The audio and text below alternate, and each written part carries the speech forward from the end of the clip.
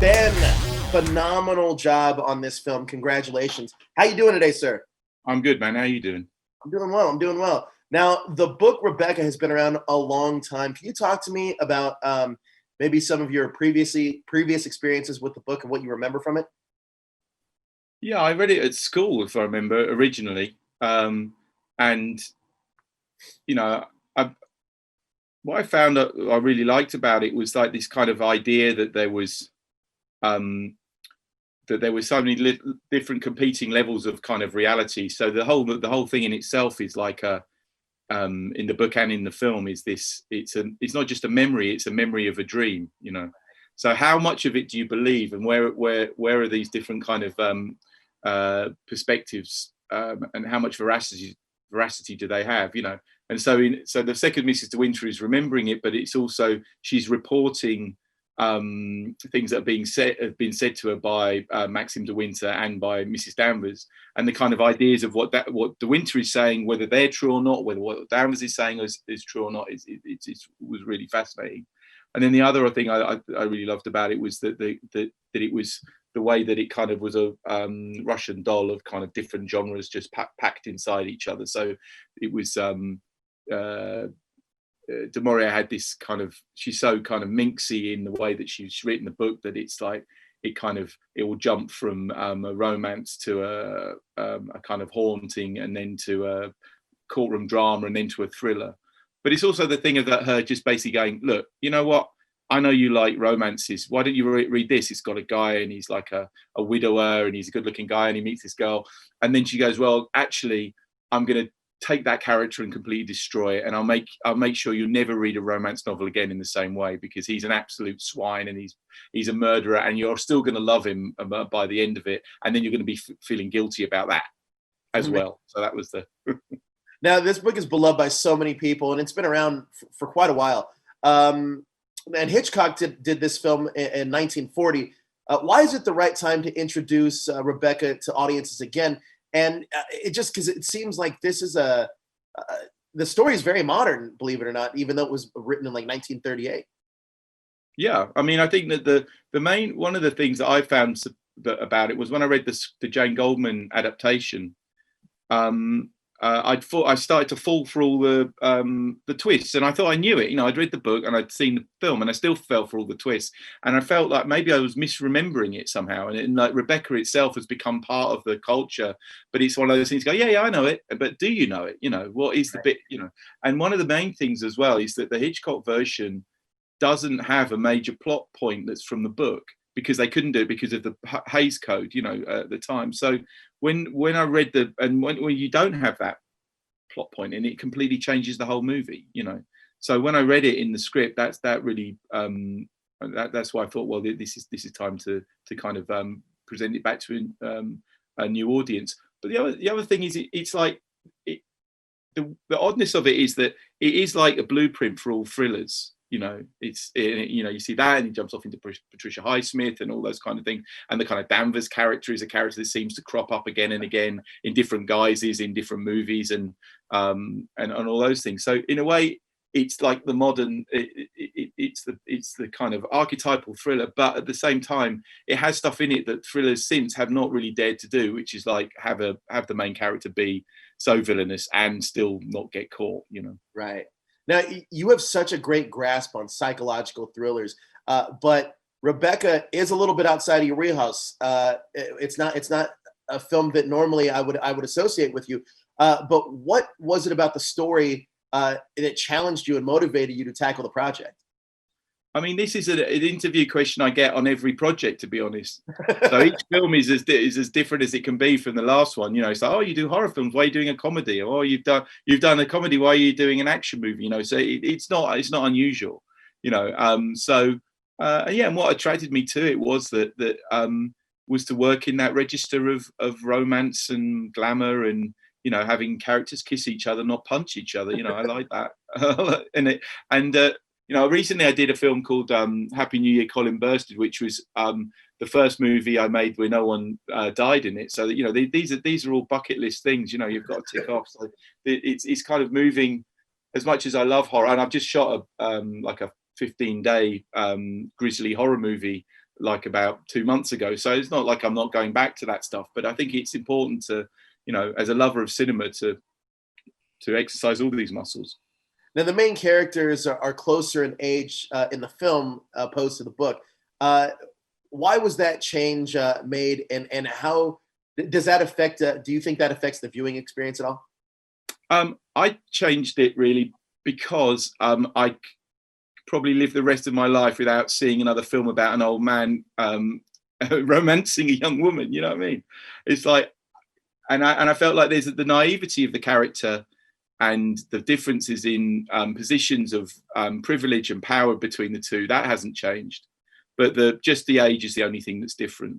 So it was, I knew it was a controversial decision to make, but I just felt like I'd seen it too much. Right. Now, Armie Hammer is phenomenal in this, and I feel like this is one of those moments where it's like, wow, that dude has a lot. He has a lot of range and a lot of talent. What was it about Armie Hammer? What new side of the actor did you discover while making this film? I mean, I always knew. I mean, I'd worked with him before on a film called Free Fire, which was 2 movies ago, and I knew he had the chops to do it, and I knew he could do all the breakdown and the weakness, which is the big bit of the acting. But the other side of it is that the matinee idol style amazing good looks are important for the beginning of the movie to make sure that you buy the romance and stuff. So those were the two sides of it. What do I discover about Armie is, he's very. I don't know if you've interviewed him or you've seen him interviewed. He's very, very relaxed and very self-deprecating, and it's all an act. He's completely he's a nervous wreck, and he's also completely kind of dedicated to his work and meticulous with his work. So he's like was it Dean Martin pretending to be drunk all the time on those things. That's Armie Hammer's shtick. Don't believe a word of it. He's not, he can be. He's all like, it's no effort at all, but it's a massive amount of effort that goes into it, and it's always great fun to watch him work. Lily James, also another amazing performance, just wonderful performance. What did she bring to the role of Miss De Winter that maybe wasn't necessarily on the page? Well, I think with Lily, it's the managing of the nervousness and the anxiety was the massive part of the job, and that's something that we all sweated over, because if you go too far, then the character becomes really unlikable, and if you make the character too strong, then it breaks the structure of the book. You just go, she goes, I'm a lawyer and I'm leaving you. That's it. Rebecca is over. So I think it's that side of it. Was something that she was stressed about every day, and also obviously as with most movies, it wasn't shot in chronological order, so the tracking of her nervousness across the movie was always like the schedule was like confetti in the air. It's just what we were shooting one scene when she's stronger and one when she's weaker and all those kind of things. So she brought that kind of craft to the role. I loved watching Lily and Kirsten Scott Thomas on screen together. Their chemistry was extraordinary. Can you talk to me about the relationship between Miss De Winter and Miss Danvers?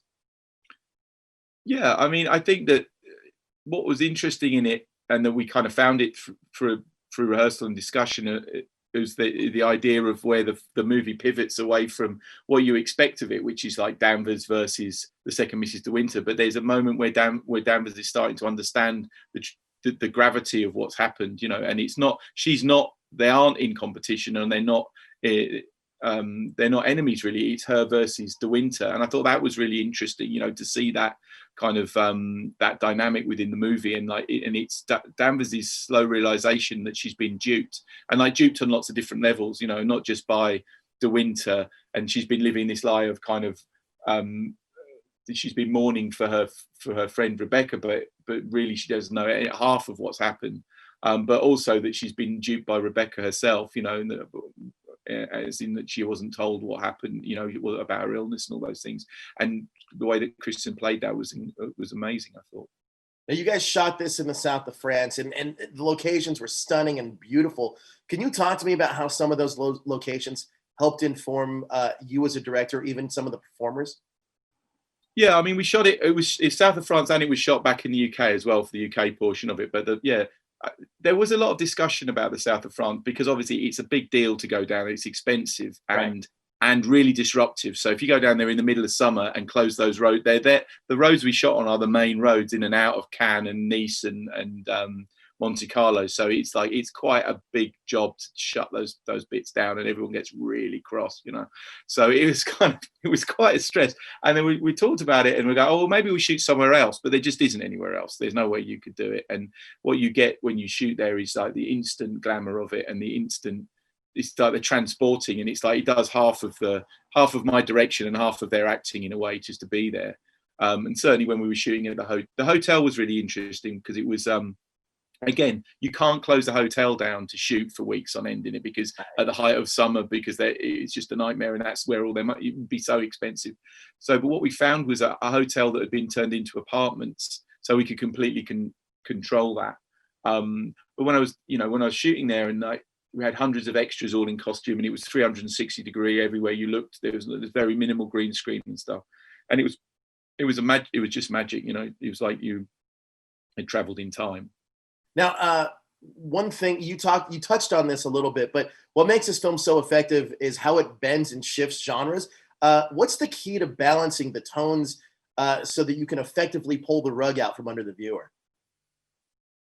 I mean, on a basic level, it's just watching the film a lot, and then and just really feeling it, and then just adjusting it and cutting it, that's a taste thing. And so a lot of time was spent on that, and it's all down. It's in it, all this stuff hides in the frames. It's not even in the seconds. It's in the 24th of the seconds of what makes, you know, how long you're looking at something, and how long does a sound come in to move you across from one thing to the other. So that is that's tricky, and perceptually you can be. I love the thing. It was a thing that Walter Murch said about editing, where people complain about a doctor says finds a patient with a problem in the wrist, it's probably a problem in the shoulder, you know. And that's a lot of the thing with editing, where you go, well, this transition from this bit to this bit doesn't work, but the actual problem isn't in that transition. It's probably up the movie, you know, 10 minutes the other way, and working that out is the big trick of it, of kind of, and then you can only do it by watching the whole film. So you change it once, you have to watch the whole thing again and again. And which is what we did, you know. So I think we had 6 months of watching the movie every day or every couple of days, you know, which is, you have to load it all into your head into one go to understand how the pace works, which is definitely a kind of convinces me to make much shorter films, you know. Now, you know, one thing that also I don't want to go overlooked in this film is the costume design and the production, like the actual set design. Phenomenal. Can you talk to me about the collaboration process with the costume designer? Because everybody looked phenomenal in this film. It's gorgeous to look at.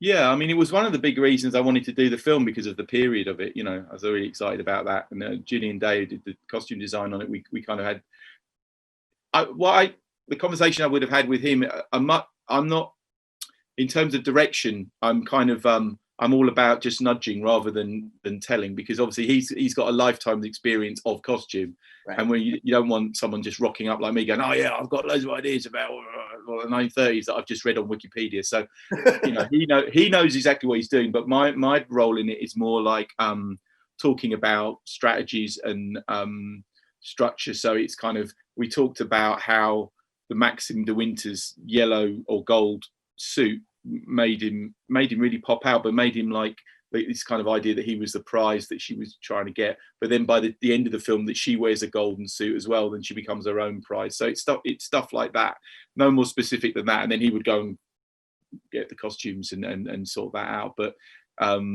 yeah, and that's similar to with Sarah Greenwood as well on the art design front. You know, there's a lot of those kinds of conversations of like, you know, how do we build Mandalay? How's that constructed? And in the end, she decided that maybe we should build it from like as many amazing houses in the UK as possible, and cherry pick the best bits from all over the place rather than shooting one particular location, because the house in the book, the Mandalay, is not something. It's not a real place, it just isn't. And it's a place of dreams in many ways. So you're never going to find that location. And what you need to be is much bigger scale than any one house.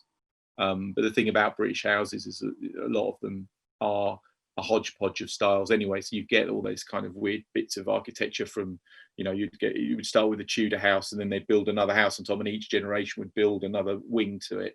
So you would have that kind of twisty, turny corridors and kind of suddenly very diverse architecture.